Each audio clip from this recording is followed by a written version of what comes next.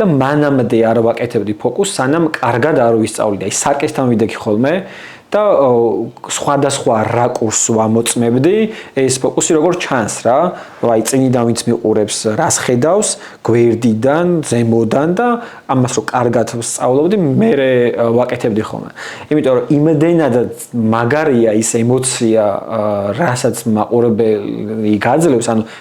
გაოცების რა, ანუ მთელი მუღამი ილუზიონისტის ეს არის, როგორც აი ფეხბურთელი გოლს რო გაიტანს რა და ამის რო იღებს ემოციას და გოლს რო ყვირის და მთელი დარბაზი რო ზუსტად იგივე არის ჩვენთვის ეს გოლის გატანა რომ მე შენ გაგაოცო რა და არა მოგატყუო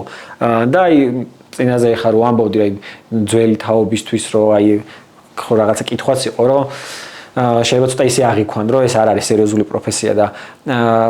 მანდ მქონდა ხოლმე ეგ ბარიერი რა რომ ცოტა მე აუდიტორიამ რო გამიცნო და ვიღაც ისეთი რომ ხდებოდა უფრო დასრული ადამიანი ცოტა უფრო აი დასრულსაც ვერ ვიტყვი ცოტა უფრო საშუალო ასაკის ხალხი სულ მეუბნებოდნენ რომ აუ ეხა ამან მიდი მომატყუე ან ამან ეხა რა უნდა მომატყუოს ან რაღაც და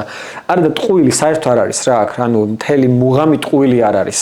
მე თუ შენ